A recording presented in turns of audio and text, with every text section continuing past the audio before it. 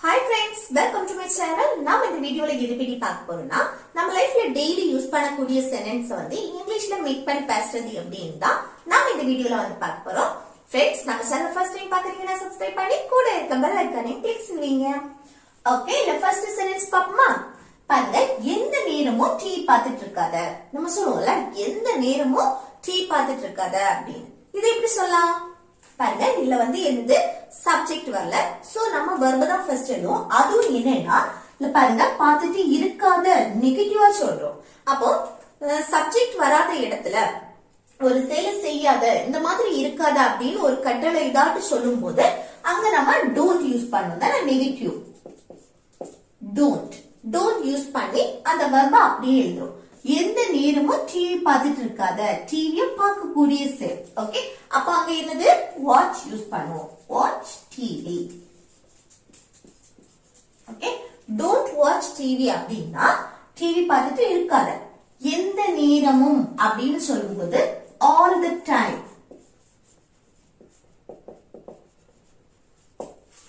Okay, all the time அப்படின்னா எந்த நேரம், எந்த நேரமும் டிவி பார்த்துட்டு இருக்காத அப்படின்னு சொல்லணும்னா இது எப்படி சொல்லலாம்? Don't watch TV all the time.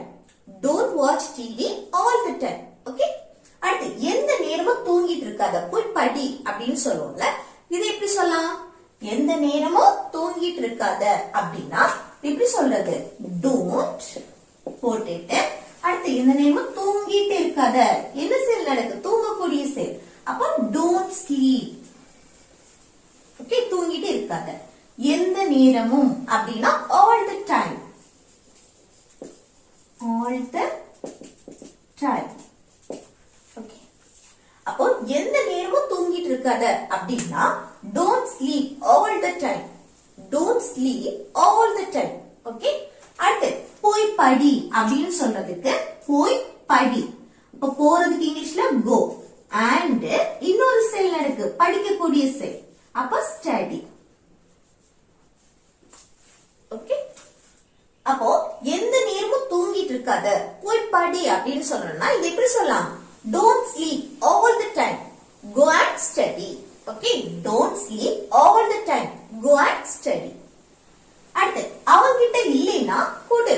நம்ம சொல்லுவோம்ல, அவங்கிட்ட இல்லைன்னா ஒண்ணு கொடு அப்படின்னு சொல்லுவோம் தானே. அப்போ அவங்கிட்ட இல்லைன்னா கொடு அப்படின்னு சொல்றதுக்கு இது எப்படி சொல்லலாம்? பாருங்க, அவங்கிட்ட இல்லைனால் இது ஒரு செட், கொடு அடுத்த இது. இப்ப இங்க வந்து சப்ஜெக்ட் வரல, சோ நம்ம வெர்ப் தான் ஃபர்ஸ்ட் எழுதுறோம். கொடுக்கிறதுக்கு கிவ், ஏதோ ஒண்ணு கொடுக்கிறோம், சோ நம்ம கூட இட் சேர்த்துக்கலாம், கிவ் இட். ஓகே, கொடு, கிவ் இட். அவங்கிட்ட இல்லைனால் அடுத்த செட் எழுத போறோம். அப்போ அவங்கிட்ட இல்லைனால் அப்படின்னா ஆல், அதுக்கு இஃப் போடுறோம். அந்த சென்டென்ஸ் ஸ்டார்ட் பண்றதுக்கு முன்னாடி இஃப். அடுத்து என்ன வரணும்? சப்ஜெக்ட் அவங்கிட்ட. ஓகே, அவங்கிட்டனா ஹி. அடுத்து என்ன வரணும்? இந்த சென்டென்ஸ் நெகட்டிவ், அவங்கிட்ட இல்லைனால் அப்படின்னு. அப்போ ஒண்ணு நம்ம கிட்ட இருக்குன்னு சொல்லும் போது அங்க என்ன யூஸ் பண்ணணும்? I have. ஓகே, இல்லனா ஐ ஹேவ் இட் அப்படின்னு சொல்லுவோம். என்கிட்ட ஒண்ணு இருக்கு, என்கிட்ட இருக்கு. அப்ப என்கிட்ட இல்லைன்னா ஐ டோன்ட் ஹேவ் யூஸ் பண்ணுவோம், ஐ டோன்ட் ஹேவ். அப்போ இங்க வந்து சப்ஜெக்ட் என்ன வந்திருக்குன்னா ஹி வந்திருக்கு. அப்போ அந்த ஹி வந்திருக்கு அப்படின்னா இங்க டசன்ட், நெகட்டிவ்க்கு டசன்ட் ஹேவ் யூஸ் பண்ணோம்.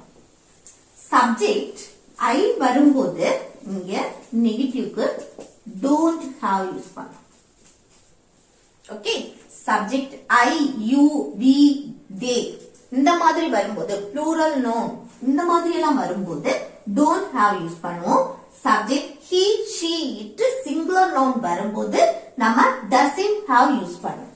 ஓகே, அப்போ ஹி போட்டாச்சு, அடுத்து என்ன வரணும்? Doesn't have.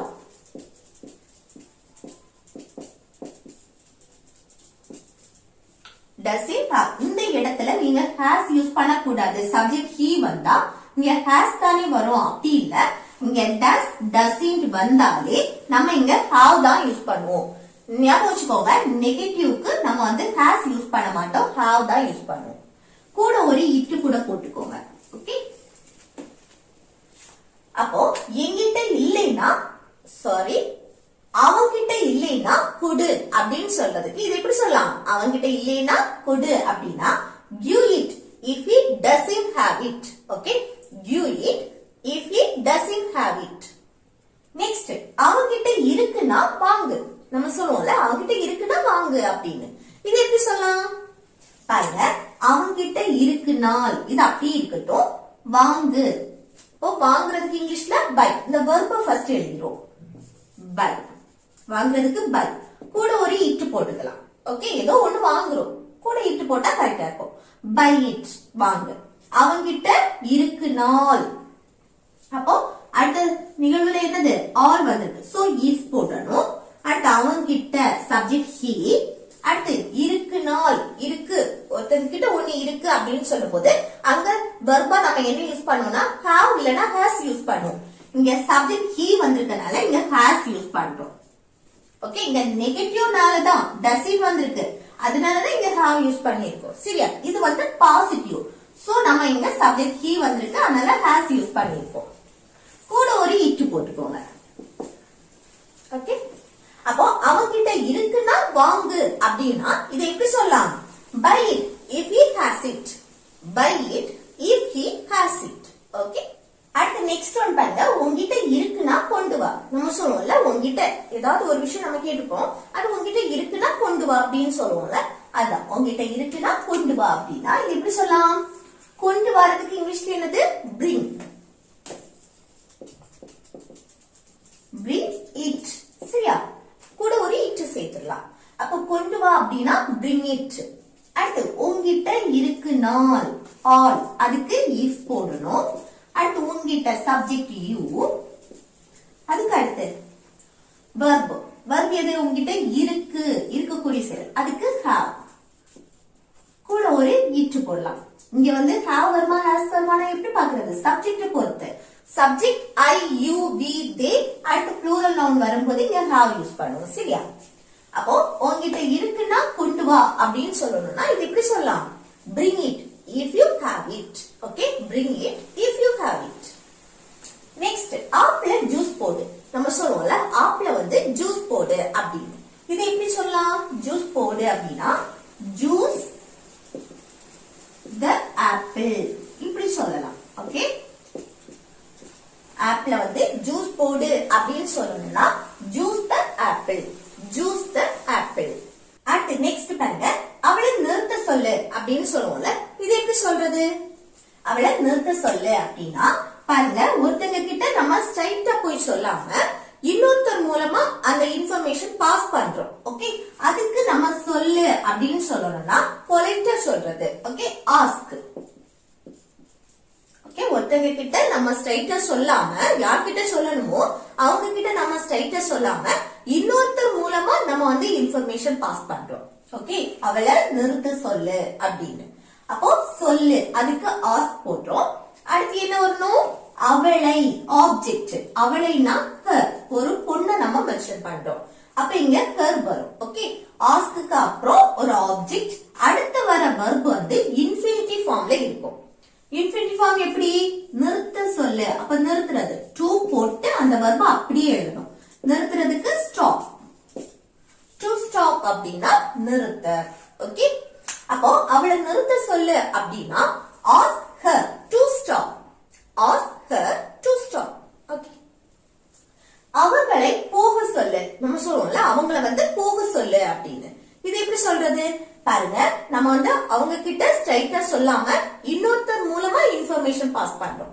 அப்போ அவங்கள போக சொல்லு அப்படின்னா இது எப்படி சொல்றது? சொல்லு, சொல்றதுக்கு ஆஸ்க். அடுத்து அவர்களை, ஆஸ்க்கு அடுத்து ஆப்ஜெக்ட் அவர்களை. அப்ப அவர்களைன்னு சொல்லும் போது them.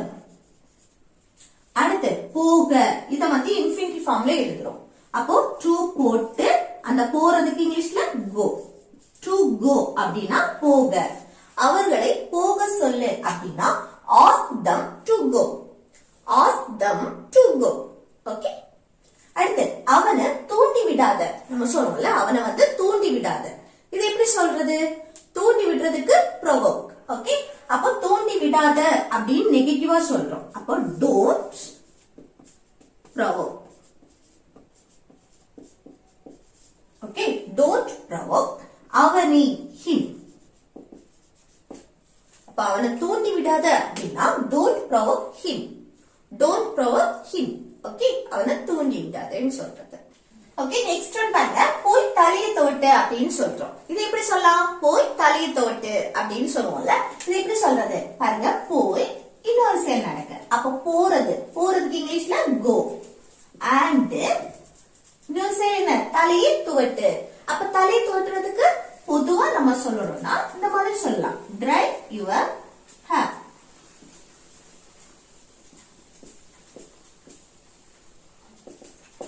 ஓகே, பொதுவா சொல்லும்போது தலையை தோட்டு அப்படின்னு சொல்லணும்னா dry your hair. போய் தலையை தோட்டு அப்படின்னா go and dry your hair. இது நம்ம டவலை மென்ஷன் பண்ணிப்போம். டவலால நம்ம தலையை தோட்டுவோம்ல, அதுக்கு ஒரு துணியை மென்ஷன் பண்ணி நம்ம கேட்கணும் அப்படின்னா இது எப்படி சொல்லணும்னா go and அந்த dry your hairக்கு பதிலா towel your hair.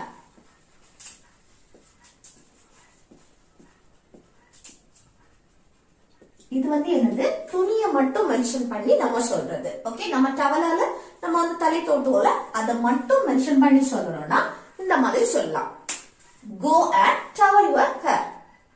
Go and towel your hair. இது பொதுவா சொல்லும்போது go and dry your hair. Okay, next, நான் ஒரு நாள் விட்டு ஒரு நாள் அங்க போவேன். நம்ம சொல்லுவோம்ல, நான் வந்து ஒரு நாள் விட்டு ஒரு நாள் அங்க போவேன் அப்படின்னு. இது எப்படி சொல்றது? இந்த பாருங்க, ஒரு நாள் விட்டு ஒரு நாள் ஒரு விஷயம் நடக்குது அப்படின்னா அத சிம்பிள் பிரசன்ஸ் படி நம்ம சொல்லுவோம். ஓகே, ஒரு விஷயம் அடிக்கடி நடக்கு, ரெகுலராவே நடக்கு, வழக்கமா நடக்கக்கூடிய செயல், இல்ல ஒரு நாள் விட்டு ஒரு நாள், இல்ல மாசம் தோறும் நடக்கும், இந்த மாதிரி நம்ம சொல்லும் போது அத வந்து நம்ம என்ன இதுல சொல்லுவோம்? சிம்பிள் பிரசன்ஸ் படி சொல்லுவோம். சரியா? அது எப்படி சொல்றது பாருங்க. ஃபர்ஸ்ட் சப்ஜெக்ட் நான், ஐ. அடுத்து என்ன வரும்? வெர்ப். ஒரு நாள் விட்டு ஒரு நாள் அங்க போவேன். போறதுக்கு இங்கிலீஷ்ல go. அடுத்து என்ன வரணும்? அங்க. அங்கேனா there.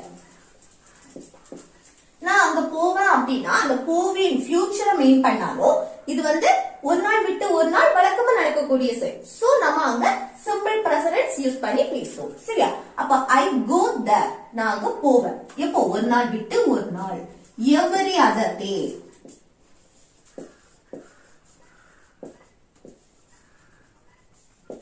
ஓகே, ஒரு நாள் விட்டு ஒரு நாள் அப்படின்னு சொல்லும்போது every other day.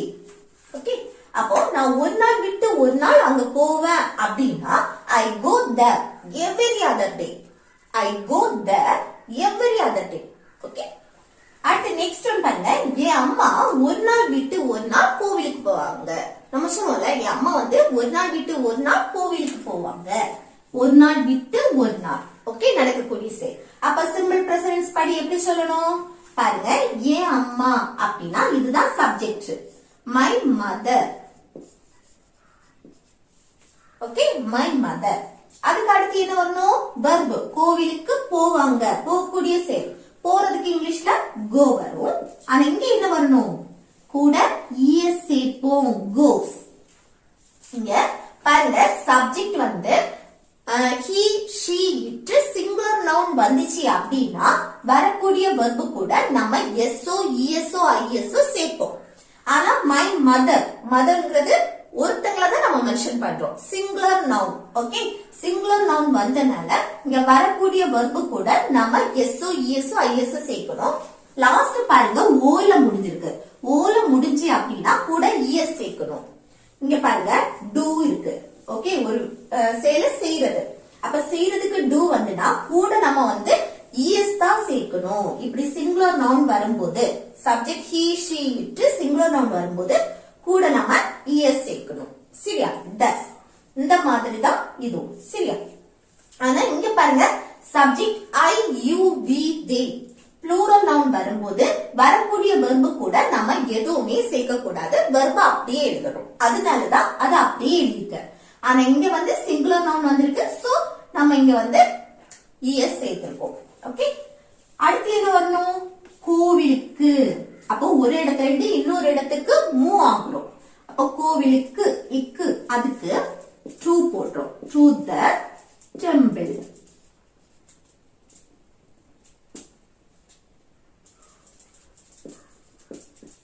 ஓகே, கோவில் டெம்பிள். அப்போ அதுக்கு அடுத்து என்ன வரணும்? ஒரு நாள் விட்டு ஒரு நாள், அதுக்கு every other day.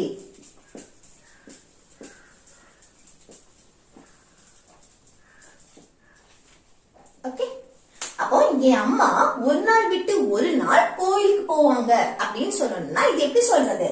My mother goes to the temple every other day. My mother goes to the temple every other day.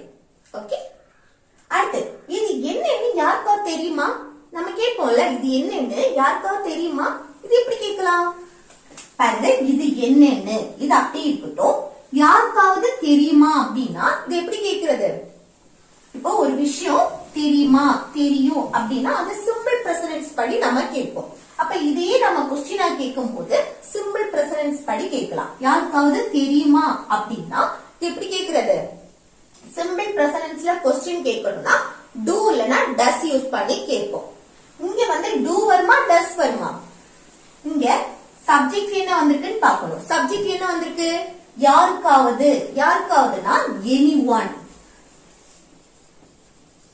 Okay, யாருக்காவதுனா anyone. இந்த anyone வந்துச்சு அப்படின்னா இங்க வந்து நம்ம does யூஸ் பண்ணணும். Okay, anyone, everyone, everybody, no one இந்த மாதிரி நம்ம சொல்லும்போது someone, somebody இந்த மாதிரி நம்ம வரும்போது சப்ஜெக்டா வரும்போது இங்க நம்ம does தான் யூஸ் பண்ணுவோம். ஓகே, does யூஸ் பண்ணி தான் கொஸ்டின் கேட்கணும். இங்க do வராது. அப்ப does போட்டாச்சு. அடுத்து anyone சப்ஜெக்ட் எழுதியாச்சு. இது சப்ஜெக்ட் சரியா? அடுத்து என்ன வரணும்? verb. தெரியுமா, அந்த தெரியும் நோ. ஓகே, அப்ப யாருக்காவது தெரியுமா அப்படின்னா does anyone know? does anyone know? Okay, இது என்னன்னு, இது என்னன்னு. அப்ப இது அடுத்த செட்ல உள்ளது. அந்த என்னன்னு என்ன what. அடுத்து இது சப்ஜெக்ட் this. கூட ஒரு ஒண்ணு நம்ம மென்ஷன் பண்ணி கேக்குறோம் சரியா? உன்னோட நிலையை பற்றி கேக்குறது. அதுக்கு நம்ம கூட ஒரு இஸ் சேர்த்துலாம். ஓகே, இது என்னன்னு தெரியுமா? அப்போ இது என்னன்னு யாருக்காவது தெரியுமா அப்படி கேட்கணும்னா இது எப்படி கேக்குறது? Does anyone know what this is? Okay, does anyone know what this is? Okay, next one பாருங்க. இது வந்து ஹோம்வொர்க் சரியா? அவ எங்க போனான்னு யாருக்காவது தெரியுமா? நம்ம கேட்போம்ல, அவ எங்க போனான்னு யாருக்காவது தெரியுமா அப்படின்னு. இது எப்படி கேக்குறது? இதை எப்படி கேட்கலான்னு கமெண்ட் பாக்ஸ்ல கமெண்ட் பண்ணுங்க. ஓகே ஃப்ரெண்ட்ஸ், இந்த வீடியோ உங்களுக்கு பிடிச்சிருந்தா லைக் பண்ணி ஷேர் பண்ணி கமெண்ட் பண்ணுங்க.